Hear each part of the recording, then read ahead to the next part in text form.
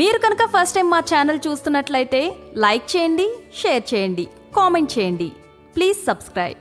మేము అందించే లేటెస్ట్ వీడియోల నోటిఫికేషన్ కోసం పక్కనే ఉన్న బెల్ బటన్ని ప్రెస్ చేయండి. Welcome to blue sky TV. ఆధ్యాత్మికంగా ఈరోజు మనతో చర్చించడానికి భద్రకాళి పీఠాధిపతి, దేవి ఉపాసకురాలు డాక్టర్ సింధు మాతగారు మనతో ఉన్నారు. మాతగారితో చర్చించి మనకు జరిగే సంఘటనలు, సమస్యలు అన్ని కూడా మనం తెలుసుకుందాం. నమస్కారం మాతాజీ గారు. నమస్తే. సో చాలా మంది మనం మాతాశ్రీలు కానీ ఇలా పీఠాలు కానీ ఏర్పాటు చేసుకొని ప్రజల్లోకి వస్తున్నారు. అంటే ఈ పీఠం ఏర్పాటు చేయడం వల్ల ఉన్న ఉద్దేశం ఏంటి అసలు? పీఠం అంటే ఏంటంటే అతని యొక్క ఉపాసన చేసుకోవడానికి ఏర్పాటు చేసుకున్నటువంటి దేవత యొక్క స్థానం అంతే. ఇప్పుడు మీరున్నారు, మాల్లో ఉన్నారు, మీరంటూ స్వామివారికి ఒక స్థలాన్ని ఇంట్లో ఏర్పాటు చేసుకున్నారు అనుకున్నాం, అది పీఠమే అవుతుంది. తెలంగాణలో అయితే గద్దె అంటారు. అమ్మవారిని ఏర్పాటు చేసుకోవాలంటే గద్దెని ఏర్పాటు చేసుకోవడం అని అవుతుంది. అదేంటంటే పీఠం అనేది ఇతని యొక్క ఆధ్యాత్మిక పురోగతిని పెంచుకోవడానికి కోసం ఇతను ఏర్పాటు చేసుకున్నటువంటి ఒక సాధనా మార్గం. ఇతను అర్చన చేసుకోవడానికి, పూజలు చేసుకోవడానికి ఏర్పాటు చేసుకున్నది పీఠం అంటారు. దేవాలయం లాగా. అది పూర్తిగా పీఠం అనేది ఏంటంటే ఏ సాధకుడు అయితే ఉంటాడో అతనికి వ్యక్తిగతమైంది అవుతుంది. సో వ్యక్తిగతంగా వాళ్ళు ఏర్పాటు చేసుకునే దేవాలయం. అంటే ఎందుకు ఈ పీఠం గురించి అడగాల్సిందంటే ఇప్పుడు ఈ కలియుగంలో చాలా జరుగుతున్నాయి. ఈ యుగం అంటేనే మనం కలియుగం అని చెప్తూ ఉంటారు. ఈ కలియుగంలో ఇప్పుడు చాలా చూస్తున్నాం. ప్రజలు చాలా ప్రాబ్లమ్స్ తో ఫేస్ చేస్తున్నారు. అంటే ఇప్పుడున్న సమాజంలో చాలా అతి తొందరగా చనిపోతున్నారు, లేకపోతే పిల్లలు పుట్టక ఇబ్బంది పడుతున్నారు, లేకపోతే ఉద్యోగం రాకపో ఇబ్బంది పడుతున్నారు, అసలు తల్లిదండ్రులను కూడా దూరం చేస్తున్నారు. అంటే ఇన్ని శక్తులు ఉన్నాక, ఇన్ని దేవతలు ఉన్నాక మనకి ఇన్ని రకాలైనటువంటి ప్రాబ్లమ్స్ ఎందుకు ఫేస్ చేస్తున్నారు? సర్వసాధారణంగా కొన్ని 33 కోట్ల మంది దేవతలు ఉంటారు మన హిందూ ధర్మంలో. కానీ ఎంతమంది దేవత దాకా వెళ్ళగలుగుతున్నారు? దేవతలు అంటే సూపర్ న్యాచురల్ పవర్స్. అతని యొక్క ఆత్మస్థితిని అతను కనుక్కోలేకపోతున్నాడు. ఇప్పుడు శరీరం అంటే ఇప్పుడు శరీరాన్ని దాటినటువంటి స్థితే కదా మనస్సును దాటినటువంటి స్థితి బుద్ధి, తర్వాత ఆత్మస్థితి.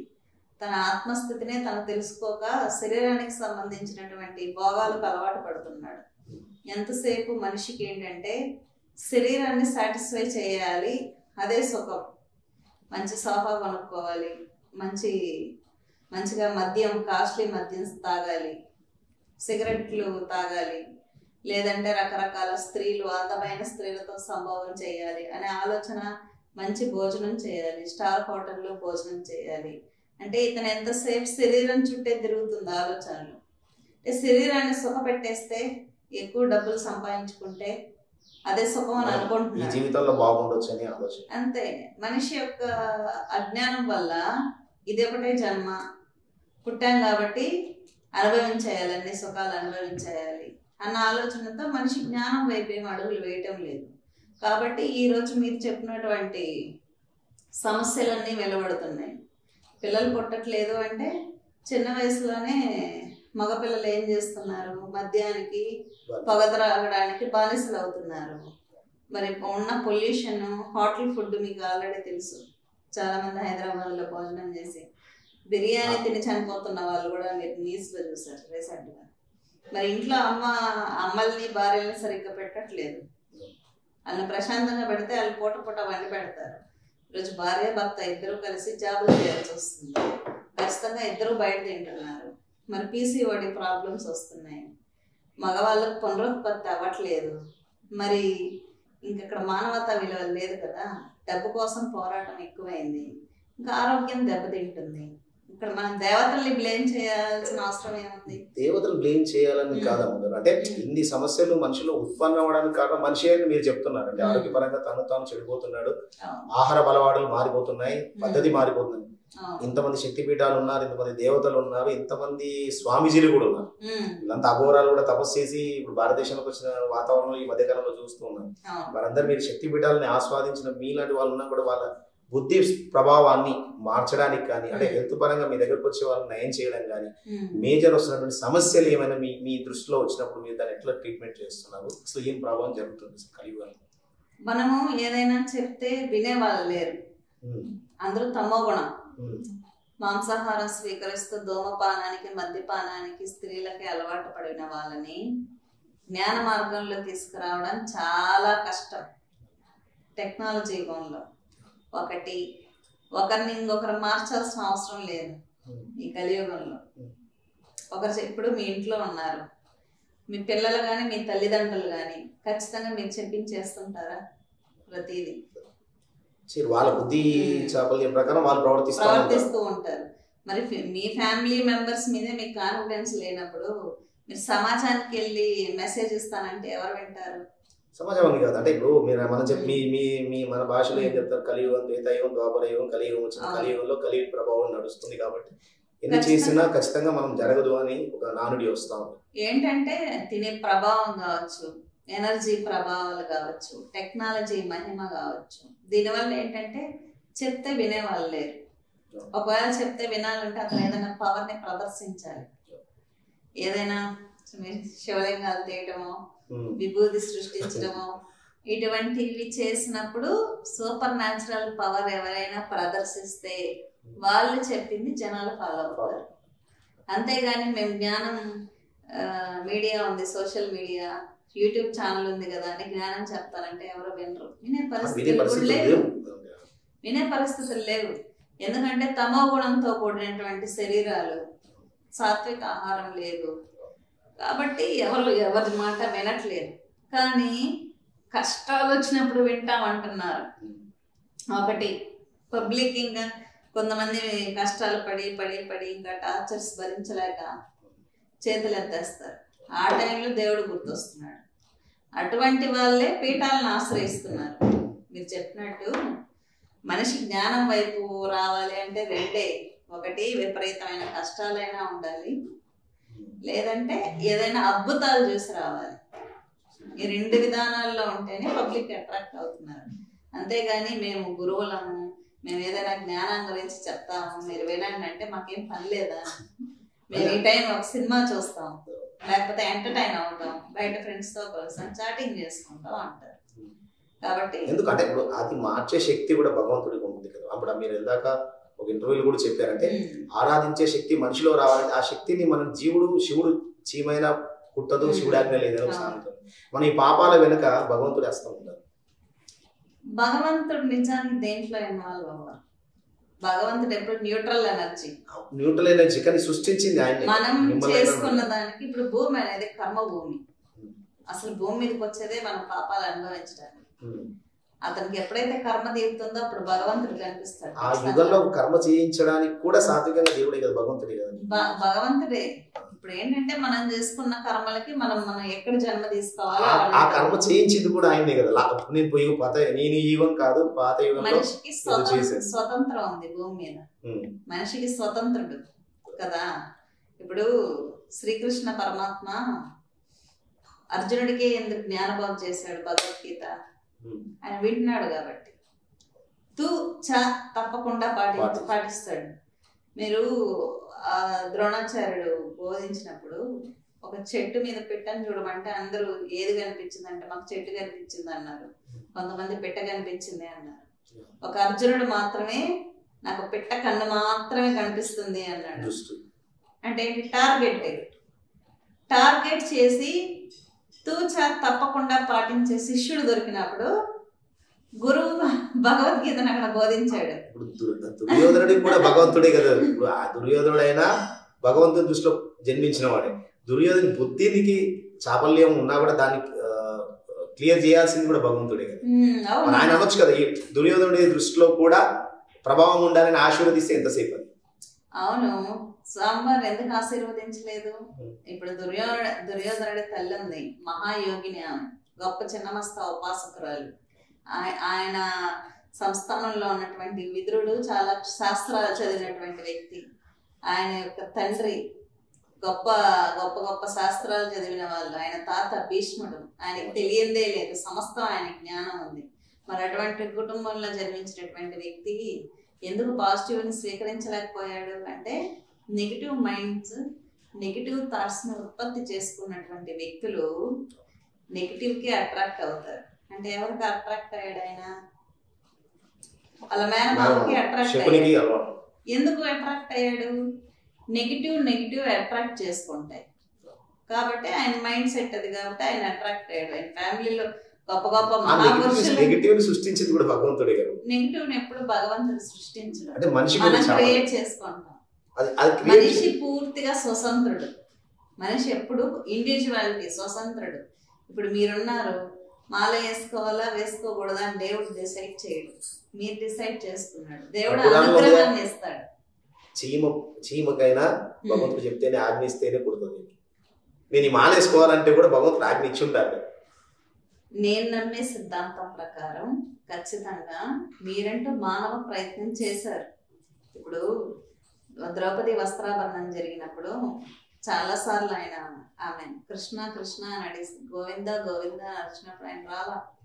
ఏ రోజైతే చీర వదిలేసి గోవింద అని 2 చేతులు పైకెత్తిందో అప్పుడు ఆ భక్తికి శరణాగతికి మెచ్చి ఆయన చీరలు ప్రసాదించాడు. ఏం దేవుడు గొప్పవాడు, వస్త్రాభరణాన్ని ఆపేయచ్చుగా, అసలు మైండ్లు అంతా మార్చేయచ్చుగా. మరి ఎందుకు జరగనిచ్చాడు? అసలు యుద్ధాన్ని ఆపేయచ్చు కదా. లాస్ట్ లో చివరిలో అలాగే అంటుంది ధృతరాష్ట్రుని భార్య, అసలు నువ్వు భగవంతుడివి, నా 100 మంది పుత్రులు ఇలా చనిపోయారు కదా, నువ్వు పూర్తిగా యుద్ధాన్ని ఆపేసి ఉండొచ్చు కదా, నీకు అంత శక్తి ఉండి కూడా నా పిల్లల్ని ఇలా చేసావా అని ఆయన క్వశ్చన్ చేస్తారు. మరి భగవంతుడు ఏమని సమాధానం చెప్పారు? ఆయన ఖచ్చితంగా ఎవరైతే కర్మ చేసుకున్నారో ఆ కర్మకి ప్రతి వ్యక్తి ఫలితాన్ని అనుభవించాలి కాబట్టి ఆయన గురుస్థానంలో ఉండి అందరికీ గైడెన్స్ ఇచ్చాడు. గైడెన్స్ ఇచ్చినప్పుడు తీసుకున్న వాళ్ళు శిష్యులు అయ్యారు, తీసుకున్న వాళ్ళు యుద్ధంలో మరణించాల్సి వచ్చింది. కాబట్టి ఇక్కడ ఏంటి మరి భగవంతుడు అసలు ఆ లీలనే ఆపేయచ్చు కదా, ఎందుకు అంత పెద్ద యుద్ధాన్ని సృష్టించాడు? దగ్గరుండే చేయించాడు. ఎందుకు మరి యుద్ధాన్ని ఆపేసి ఇలా అంటే ఆపేయచ్చు? వినాశనం జరగదు కదా. ఇప్పుడు ఈ కలియుగంలో మేడం మరి సరే ఆ యుగంలో మనం భగవంతుడు చూసే అదృష్టం మనకు ఉందా లేదా అనేది మనం యోగుల్లాగా తపస్సు చేసే శక్తులు ఇప్పుడు మనలో లేవని మీరే అంటున్నారు. కానీ కొన్ని అమ్మవార్లు పూనుతూ ఉంటారు. ఇప్పుడు మీ వీడియోస్ చాలా చూసినాను. కొంతమంది అమ్మవార్లు వస్తూ ఉంటారు. ఎంతసేపు అమ్మవారు వస్తారు, అసలు ఏ విధంగా వస్తారు అమ్మవారు, అసలు పూనకం ఎలా వస్తుంది? నిజంగానే భగవంతుడు నీడ అనేది వాళ్ళ మీద వస్తుంది. పూనకం అనేది ఏంటంటే ఒక ఎనర్జీ పాయింట్ దగ్గర కరెంట్ లో వేలు పడితే ఏమవుతుంది? వైబ్రేషన్ వస్తుంది, కదులుతారు. పూనకం కూడా కొంచెం అటువంటిది. ఏదైనా ఒక ఎనర్జీ పాయింట్ జాతరలు జరిగేటప్పుడు లేదంటే పెద్ద పెద్ద దేవాలయాలకు వెళ్ళినప్పుడు సామూహికంగా పూజలు జరిగేటప్పుడు దేవతల ఆవాహన అవుతారు. ఎందుకంటే ఈ ఆడవాళ్ళు అనేది ఎమోషనల్ గా అమ్మవారికి కనెక్ట్ అయినప్పుడు ఆ దివ్యశక్తి అనేది కొద్ది క్షణాల పాటు వీళ్ళ మీదకి రావడం జరుగుతుంది, చెప్పడం జరుగుతుంది, అంటే వాక్ వస్తుంది. అంటే దీంట్లో కూడా మళ్ళీ స్టేజ్లు ఉంటాయి. కొంతమందికి కొంచెం చిన్న శక్తి ఉందనుకోండి తక్కువ, వాళ్ళు జస్ట్ ఊగి ఆగిపోతారు. కొంతమంది పాస్ట్ జరిగిపోయింది కరెక్ట్ గా చెప్తారు, కొంతమంది జరుగుతున్నది కరెక్ట్ గా చెప్తారు, కొంతమంది భవిష్యత్తు చెప్పగలరు, కొంతమంది ఇలా పరిస్థితిని మార్చగలిగే శక్తి కూడా ఉంటుంది. అటువంటి వాళ్ళు నిమ్మకాయలు ఇచ్చినప్పుడు ఎదుటి వ్యక్తికి పనులు జరిగిన సంఘటనలు ఎన్నో లక్షల సంఘటనలు ఉన్నాయి. ఎందుకంటే వాళ్ళు తపోబలం దారిపోయటమే, అంతకు మించి ఏ ఉండదు. కట్లు వేస్తారు, వాళ్ళకు కూడా కట్లు వేయడం ఉంటాయి. ఎనర్జీ అనేది లాక్ చేయొచ్చు, తంత్రంలో ఉంది. వాళ్ళని లాక్ చేయొచ్చు, లేదంటే వాళ్ళని వశం చేసుకోవచ్చు. అటువంటి దేవతల ఆవాహన అయ్యే వాళ్ళని కూడా వాళ్ళతో పనులు చేసే ఉన్నాయి. తంత్రంలో కొన్ని లక్షల రకాల సాధనలు ఉన్నాయి వీటికి సంబంధించి. వాళ్ళు దేవతామూర్తులు వచ్చి ప్రజలకు న్యాయమే చేస్తారు. ఈ నెగిటివ్ చేసే వాళ్ళు వీళ్ళలోనే ఉంటారు, ఈ శివశక్తుల్లోనే ఉంటారు. నెగిటివ్ చేసే వాళ్ళు అంటే ఇప్పుడు మీకు పవర్ ఉంది, మీ పవర్ తో మీరు పాజిటివ్ చేయొచ్చు, నెగిటివ్ చేయొచ్చు. అది మీ ఇంటెలిజెన్స్, మెంటల్ ఇంటెలిజెన్స్. మీరు ఒక వ్యక్తిని చూడగానే చెప్పేస్తారు పాజిటివ్ అని నెగిటివ్, తెలిసిపోతుంది వైబ్రేషన్. ఈ వ్యక్తి ఎలా అంటే కొంతమందిని చూస్తేనే ఆపోజిట్ లో వచ్చి కూర్చుంటేనే వాళ్ళ వైబ్రేషన్ తెలిసిపోతుంది. ఎదురుగా నేను కూర్చున్నాను, వైబ్రేషన్స్ ఎలా అనిపించింది మనిషి? ప్రజెంట్ మీరు మాల్లో ఉన్నారు కాబట్టి మీకున్న మెంటల్ టెన్షన్స్ చాలా వరకు పక్కన పెట్టారు బలవంతంగా. అస్తవ్యస్తంగా ఉంది కానీ మైండ్ పక్కన పెట్టారు బలవంతంగా, మీరు ఆలోచనలు ఆపుకున్నారు. అంటే ఒక సిద్ధాంతం ఉంటుంది అంటే జ్ఞాన యోగినా లేదా వ్యాపారంలో వెళ్తారా ఇలాంటి కొన్ని కనిపిస్తాయి అంటారు ఒక మనిషిని చూడగానే. మీరు ఎలా కన్నారంటే ఒక మందు తాగుతారు లేదా ఇట్లా అలవాటు పడతారు, ఏదైనా మీరు లైట్ గా తీసుకుంటారు. ఒక మనిషిని చూడగానే మీరు ఒక స్కాన్ చేసేస్తారు, అంటే ఎక్స్రే తీసినట్టు స్కాన్ చేయాలి, తెలుస్తుంది అంతే. అంటే మన మంత్రాల దేవత తెలియజేస్తుంది. అంటే మీరు లాస్ట్ కొన్ని ఎపిసోడ్లలో కూడా చెప్పారంటే ఒక మనిషి తాంత్రిక శక్తి ఎట్లా పొందుతాడు. తంత్రసిద్ధి అంటే ఏం లేదు, ఇక్కడ ఒకటి మనం పవర్ తీసుకోవడం, పవర్ పంచడం లేదా పవర్ ని వదిలేయటం, మూడే ఉంటాయి. పవర్ పెంచుకోవడం తపస్సు, పవర్ దానం చేయడం అనేది శిష్యులకి భక్తులకి ఇచ్చేటటువంటిది, పవర్ పోగొట్టుకోవడం అనేది క్షుద్రానికి మనం బలవటం. ఈ మూడే ఉంటాయి అంతే, మూడే ఉంటాయి. ఇప్పుడు ఎందుకు ఇది అడగాల్సిందంటే ఇప్పుడు కొంతమంది మనుషులు చూడగానే స్కాన్ చేసినట్టు వాళ్ళ భవిష్యత్తు భూత పేత అన్ని క్లియర్ గా చెప్తున్నారు. మీరేమో చెప్పచ్చు, మీరు కూడా ఒక 41 రోజులు దీక్ష చేస్తే ఈజీగా చెప్పేస్తారు. ఎవరికైనా అది పాసిబుల్ లేదు. కొంతమంది రేగల్లో చూసాము, అంటే నేను ఎన్ని ఛానల్ ఇంటర్వ్యూలు చేశాను, ఎంతో మందితో కూడా నేను అప్రోచ్ అయ్యాను. నేను ఆల్రెడీ యోగులతో కూడా వెళ్ళాను, అంటే ఇంటర్వ్యూస్ పరంగా వెళ్ళాను. కొంత వ్యక్తులకు తొందరగా కీడు అవుతుంది, కొంతమందికి కాదు. అంటే వాళ్ళ జన్మరహస్యం వలన లేకపోతే దేని వల్ల కీడు నిజంగా కొంతమందికి ఎటువైనా దాటినా అవుతుంది, లేకపోతే మామూలుగా దిష్టి పెట్టినా అవుతుంది, కొంతమందికి ఏమి చేసినా అవుతుంది. వాళ్ళ వాళ్ళ కర్మలు, వాళ్ళ మెంటల్ ఇంటెలిజెన్స్. ఇప్పుడు ఎలా ఉంటుందంటే స్కూల్లో ఒక టీచర్ ఉన్నప్పుడు 30 మంది స్టూడెంట్స్ ఉంటే అందరికీ ఒకే రకమైన మార్క్స్ ఎందుకు రావు? వాళ్ళు గ్రహించే శక్తి, ఎగ్జామ్స్ లో రాయడం, ఆలోచన వ్యవస్థ. వీళ్ళు కూడా అంతే. ఏమి లేని ఆమె నాలో ఉన్న శక్తిని ఏంటో చెప్పగలిగింది. ప్లెయిన్ మైండ్ సెట్ తో ఉన్నాను. ఎన్నో శాస్త్రాలు చదువుకున్న వాళ్ళు నువ్వు వేషం వేసుకున్నావు అని చెప్తారు. అంటే ఇక్కడ ఉన్నది నేనే, కానీ ఎందుకు 2 వేరియేషన్స్ కనిపిస్తున్నాయంటే వాళ్ళ యొక్క స్థితి.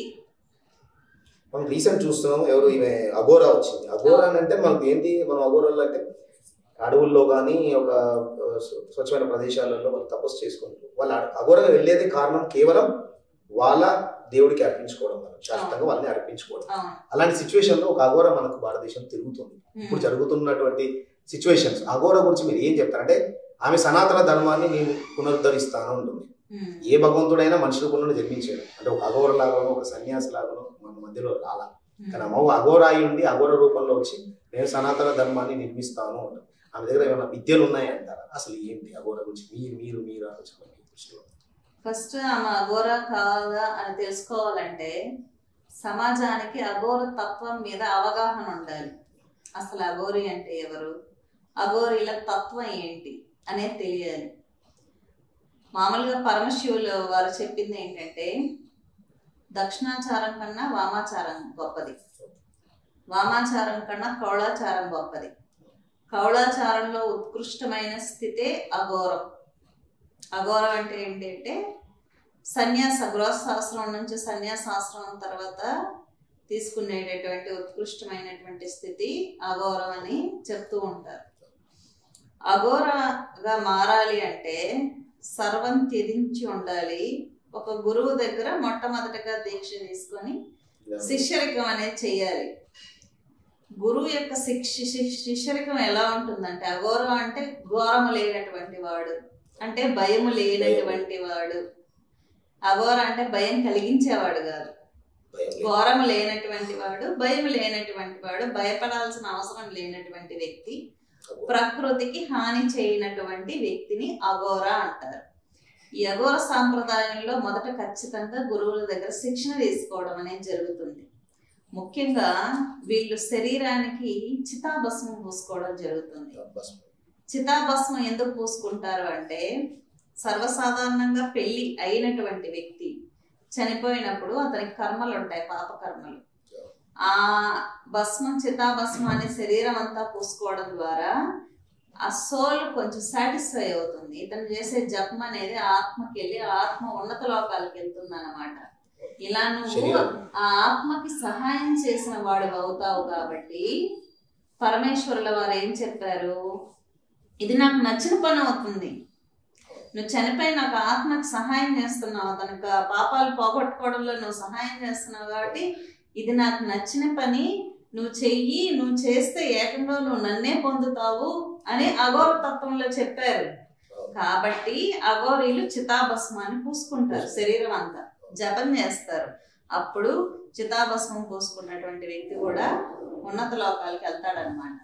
ఆత్మలకి హెల్ప్ చేయడం, హెల్ప్ చేస్తారు. అంటే ఒక ఆత్మకి మోక్షాన్ని ఇవ్వగలిగినటువంటి శక్తి ఒక అఘోరీకి ఉంటుంది. అంటే ఈ మానవ జీవితంలో మంచి చేయడము, డబ్బులు ఇవ్వడము, హెల్త్ బాధ్యత ఇలాంటి శక్తులు వాళ్ళ దగ్గర ఉంటాయి. ఈ విధంగా చితాభస్మం పూడ్చుకోవడంలో ఉద్దేశం. అదే చనిపోక ముందు పెళ్లి కాకుండా చనిపోయిన వ్యక్తులు ఉంటారు శ్మశానాల్లో, వాళ్ళని ఏంటంటే పూడుస్తారు అన్నమాట, కాల్చరు, పూడుస్తారు భూమిలో. ఆ భూమిలో నుంచి తవ్వి అలా కపాలాన్ని సేకరిస్తాడు ఒక అఘోరి.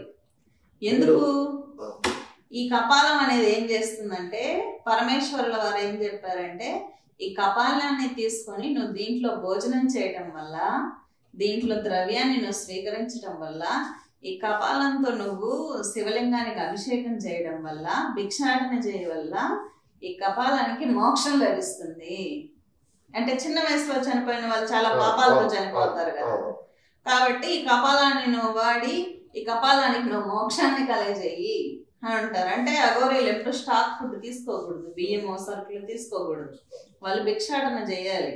గురువు ఆదేశం ప్రకారం పలానా 5 ఇళ్ళు అంటే 5 ఇళ్ళు, 10 ఇళ్ళు అంటే 10 ఇళ్ళు దగ్గరే ఆగిపోవాలి. భిక్ష వండిన ఆహారం తెచ్చుకోవాలి. తను తిని మిగిలింది కుక్కలో పెడతారు వాళ్ళు. తర్వాత ఇలా చేయడం వల్ల పెళ్లి కాకుండా చనిపోయినటువంటి ఆత్మకి ఆ కపాలానికి మోక్షం వస్తుంది. కాబట్టి నువ్వు కపాలంలో భిక్షాటన చెయ్యి, భస్మాన్ని ధరించు అని పరమేశ్వరుల వారు చెప్పారు. ఈ రెండింటి వాటిల్లో యొక్క ఉద్దేశం అదన్నమాట. గురువు దగ్గర శిక్షణ సమయంలో గురువు యొక్క ఆజ్ఞను పాలించడం కోసం గురువు చెప్తాడు. అంటే గురువాక్య పాలన శిష్యుడు సరిగ్గా చేస్తాడా లేదా అని, నువ్వు నీ మలమూత్రాలను కూడా స్వీకరించాలని గురువు గాని ఆజ్ఞ ఇస్తే చేయాల్సిందే. గురువు ఏం చెప్పినా శిష్యుడు చేయాల్సిందే అన్నమాట. కొంతమంది చెప్తూ ఉంటారు సనాతన ధర్మానికి వీళ్ళకి సంబంధం ఖచ్చితంగా ఉంది. ఇప్పుడు ఆదిశంకరాచార్యుల వారు అఘోరీ వ్యవస్థని, నాగు సాధు వ్యవస్థని ఎందుకు ప్రవేశపెట్టారు? ధర్మానికి ఎప్పుడైతే హాని కలుగుతుందో మీరు అప్పుడు దేశాన్ని రక్షించండి అనే ఉద్దేశంతోనే అఘోరీ వ్యవస్థను అనేది తీసుకురావడం జరిగింది. ఇప్పుడు ఈ అఘోరీ అనేది గురువు దగ్గర శిక్షణ పొందుంటారు. శిక్షణ పొందిన తర్వాత చాలా మంది అఘోరీలు శవమాంస భక్షణ చేస్తారు అని చెప్పి ఉంది. ఎందుకు చేస్తారు అంటే భిక్షాటన చేయమని చెప్పారు కదా ఇక్కడ గురువు. 5 ఇళ్ళ దగ్గరే నువ్వు తినాలి, 6 ఇళ్ళ దగ్గర తినాలి అని గురువాక్య పాలన ఉంటుంది వాళ్ళకి. వాళ్ళు భిక్షాటన సమయంలో భిక్ష దొరకలేదు అనుకుందాం, తన క్షుద్ర బాధ అనేది తను తీర్చుకోవడం కోసం కాలుతున్న శవంలో నువ్వు ఒక పీస్ తీసుకొని తిని నీ క్షుద్ర బాధని తీర్చుకో అంటే ప్రకృతికి ఏమి హాని లేదు కదా. ఏదో చనిపోయిన కాలుతున్న శవంలో కొంచెం తీసుకొని తిన ఆకలిని తీర్చుకోవడం వల్ల నష్టం ఏం లేదు, ఎవరికి నష్టం లేదు, బాధ లేదు. కాబట్టి శవమాంస భక్షణ అనేది అఘోరీ తత్వంలో ఉంది. వాళ్ళు ఎప్పుడు ధర్మాన్ని రక్షిస్తూ ఉంటారు. వాళ్ళు బట్టలు లేకుండా కేవలం శ్మశానాల్లో ఉంటారు. రుద్రభూమిని ఆశ్రయించి సాధన చేస్తూ గురువాక్య పాలన చేస్తూ హ్యాపీగా సాధన చేస్తూ ఉంటారు. ఒకవేళ వాళ్ళు రుద్రభూమి నుంచి బయట రావాల్సి వస్తే స్త్రీ అఘోరీ అయినా పురుష అఘోరీ అయినా తన యొక్క మర్మాంగాలను కవర్ చేసుకునే వస్తారు. ఓకేనా? ఎవరైనా మగ అఘోరీ బయటికి రావాలన్నా కూడా వాళ్ళు చిన్నగా బట్ట అనేది కట్టుకొని మర్మావయవాలు కనిపించకుండా బట్ట కట్టుకొని వస్తారు. స్త్రీలైనా సరే ఖచ్చితంగా వాళ్ళు అఘోరీలలో బట్టలు ధరించడం ఖచ్చితంగా జరుగుతుంది. ఇక్కడ ఎప్పుడు కానీ అఘోరీలు అసాంఘిక కార్యక్రమాలు చేయరు. గురువు చెప్పింది వాళ్ళకి వేదం అవుతుంది అన్నమాట. కాబట్టి నార్మల్ పబ్లిక్ ఏంటి, అఘోరీ తత్వాన్ని వాళ్ళ యొక్క స్థితిని అర్థం చేసుకోవాల్సి ఉంటుంది. అర్థం చేసుకొని వచ్చిన వాళ్ళు అఘోరీనా కాదా అని పబ్లిక్ డిసైడ్ అవ్వాలి. ఎందుకంటే ఇప్పుడు నేను డైరెక్ట్ గా వాళ్ళని చూడలేదు అఘోరీని. సోషల్ మీడియాలో చాలా మనము don't judge book by its cover అని చెప్పారు. అంటే మనం కవర్ పేజ్ ని చూసి లోపల ఏముందో చెప్పకూడదు. నేను డైరెక్ట్ గా చూసినప్పుడు రికార్డ్ లో ఉన్నాం మాట్లాడతానంటే కూడా నేను 2-3 సార్లు మాట్లాడే జరిగింది. వైబ్రేషన్ ని నేను చూసినప్పుడు, నేను కలిసినప్పుడు ఆయన అఘోరీనా కాదని నేను చెప్పగలను. కానీ వీడియోస్ చూసి మనం డిసైడ్ చేయకూడదు. కానీ అఘోరీ తత్వం, అఘోరీ అవస్థలు అనేది ఇలా ఉంటాయి. ఎందుకంటే నార్మల్ వ్యక్తులకి, నార్మల్ ప్రజలకి ఇది విచిత్రంగా అనిపించవచ్చు. కానీ ఆ స్థితి, ఆ ట్రైనింగ్ అనేది చాలా ఉత్కృష్టమైనది. ఎందుకంటే వాళ్ళు ఇచ్చే విధానాలు, వాళ్ళ గురువులు ఇచ్చే ట్రైనింగ్ చాలా హార్డ్గా ఉంటుంది. ఎలా ఉంటుందంటే అన్నిటి మీద విరక్తి వచ్చేటట్టు వ్యక్తికి ట్రైనింగ్ ఇచ్చి శివుడికి నీకు తేడా లేదు అనే స్థితికి గురువులు అనేది ఎంతవరకు న్యాయంగా ఉంది, మన సనాతన ధర్మం కోసం ఏం పోరాడుతుందని ఒక ఆలోచన పక్కకు పెడితే తమ జీవన విధానం చూస్తే మాత్రం చాలా కఠినంగా దీక్ష తీసుకుంటారు. ఎందుకంటే బట్టలు లేకుండా ఉండడం కానీ సంశయం, బట్ ఆమె తిరుగుతున్న ప్రదేశాలు కానీ ఆమెకు చాలా సమస్యలు ఉంటాయి. ఒక స్త్రీగా చాలా సమస్యలు ఉంటాయి. బహిర్గతంగా పోవాలన్నా, అంతర్గతంగా పోవాలన్నా ఇలాంటి సమస్యలన్నీ నెట్టుకుంటూ వస్తుంది. ఆల్రెడీ ఈ చలికాలంలో కూడా ఇంత వింటర్ సీజన్లో కూడా తను అలా ఉండగలుగుతుంది అంటే కొంతవరకు మనకు శక్తి ఉందనుకోవచ్చా, లేదా ఏంటి అసలు? ఎందుకంటే మనం ప్రత్యక్షంగా చూడకుండా ఏది డిసైడ్ చేయకూడదు. పబ్లిక్కి మనం ఏది సందేశాలు ఇవ్వకూడదు. నేను ఖచ్చితంగా ప్రత్యక్షంగా చూసినప్పుడు నేను తెలుసుకుంటాను. కానీ అఘోరీ స్థితి, అఘోరీ తత్వం అనేది చాలా ఉన్నతమైంది, చాలా గొప్ప స్థితి అనేది. వీళ్ళకి ఏంటంటే చనిపోయిన వ్యక్తులకి ఒక ఆత్మకి మోక్షాన్ని ఇవ్వగలిగే శక్తి కూడా అఘోరీలకు ఉంటుంది. ఇది ఒక ఉత్కృష్టమైనటువంటి ఆరాధన. ఇప్పుడు సన్యాసం తీసుకున్న వాళ్ళు బ్యాక్ వచ్చిన ఇది ఉంది, నార్మల్ స్థితికి ఉంది. కానీ అఘోరీగా మారిన వాళ్ళు తిరిగి మళ్ళీ వెనక్కి వచ్చినట్లు లేదు. ఎందుకంటే ఆ తత్వం, ఆ స్థితి చాలా హైయెస్ట్ లెవెల్ ఆఫ్ మెంటల్ స్టేట్కి తీసుకెళ్ళి నీ అద్వైత సిద్ధాంతాన్ని బోధిస్తుంది. నువ్వే దేవుడివి, నువ్వే శివుడివి, మొత్తం శివుడే, నువ్వే శివుడివి అనే స్టేజ్ కి తీసుకొస్తుంది ఆ తత్వం, అఘోరీ తత్వం అనేది. కాబట్టి మన ఆధ్యాత్మికంగా మనిషి, మానవుడు మీరు అన్నారంటే అవన్నిటికీ అవుతా ఉంటాయి. ఎట్లా ఆధ్యాత్మిక దారిలోకి మనిషి వెళ్ళాలి? ఖచ్చితంగా ఆధ్యాత్మికత అంటే ఏంటంటే తన ప్రేమతత్వం కలిగి ఉండి సర్వజీవుల యందు దయ, ప్రేమ, పవిత్రమైన భావాలను కలిగి ఉంటూ తన మంచిగా ఉంటూ ప్రశాంతంగా ఉంచడమే ఆధ్యాత్మికత. ఒక మనిషి ఆధ్యాత్మికంగా మార్గాలు ఏంటి? ఎన్నో లక్షల మార్గాలు ఉన్నాయి. ఇప్పుడు మీరాబాయి ఉంది, ప్రేమ భక్తి. ఆంజనేయులు ఉన్నారు, దాస్య భక్తి. గరుత్మంతులు దాస్య భక్తి. భక్త ప్రహ్లాదుడు ఉన్నాడు, ఆయన నామజపం చేసి ఉత్తరించారు. బలి చక్రవర్తి ఉన్నారు, ఆయన ఆత్మార్పణ చేసుకొని బలైపోయారు. భక్త కన్నప్ప ఉన్నారు, ఆయన మాంసాన్ని ఏకంగా పరమేశ్వరుల వారికి నివేదన చేసి ఆయన తన కన్నే తీసి ఉంచి మోక్షం. లక్షల రకాల సాధనలు, కీర్తనలు ఉన్నాయి, ఆరాధనలు ఉన్నాయి, భజనలు ఉన్నాయి, నామజపాలు ఉన్నాయి, సేవ. అన్నిటికన్నా గొప్పది సేవ చేసుకోండి. సేవ చేసుకునే వాళ్ళకి గొప్ప శక్తులు ఉంటాయి తెలుసా మీకు? తపస్సు చేసినారా అన్నటువంటి శక్తి ఒక దేవతకు సేవ చేస్తే వస్తుంది. ఒక గుళ్ళో సేవ చాలా గొప్పది. నేను ఎప్పుడైనా మాకు మంత్రాలు పలకడం రాదమ్మా, మాకు చదవడం రాదంటే హ్యాపీగా గుడికి వెళ్ళి సేవ చేసుకో, నీ సమస్యలన్నీ తీరిపోతాయని చెప్తూ ఉంటాను నేను. సేవ చేయమంట గుళ్ళో వెళ్ళి క్లీన్ చేసుకోండి, అమ్మవారికి మంచిగా చీర కట్టండి, గ్రామ దేవతల టెంపుల్స్ ఉంటాయి కదా, నీట్ గా క్లీన్ చేసుకొని సేవ చేసుకోండి. ఎక్కువగా ఈ గ్రామ దేవతలు ఎందుకు వస్తారు అంటే పూనకం వైపు ఈ గ్రామ దేవతల యొక్క శక్తులు ఎక్కువ ఉంటాయి. గ్రామ దేవతల శక్తులు ఈజీగా ఆవాహన అవుతాయి. మరి తక్కువ 3D వరల్డ్ లో భూమి ఉంది, మన దగ్గరగా ఉన్న ప్లేన్ లో ఉండేటువంటి యక్షిణి యోగినిలే కదా నెక్స్ట్ 4D వరల్డ్ లో ఉండేది. చాలా దగ్గరగా ఉంటాయి ఆ దివ్యాత్మలు. పవర్స్, లిమిటెడ్ పవర్స్ ఉండే దివ్యాత్మలు గ్రామ దేవతలు చాలా తొందరగా కనెక్ట్ అవుతారు. గ్రామాన్ని కాపలా కాస్తూ గ్రామంలోనే ప్రతిష్ఠ అయి ఉంటారు కాబట్టి. మీరు కనుక ఫస్ట్ టైం మా ఛానల్ చూస్తున్నట్లయితే లైక్ చేయండి, షేర్ చేయండి, కామెంట్ చేయండి. Please subscribe. మేము అందించే లేటెస్ట్ వీడియోల నోటిఫికేషన్ కోసం పక్కనే ఉన్న బెల్ బటన్ని ప్రెస్ చేయండి.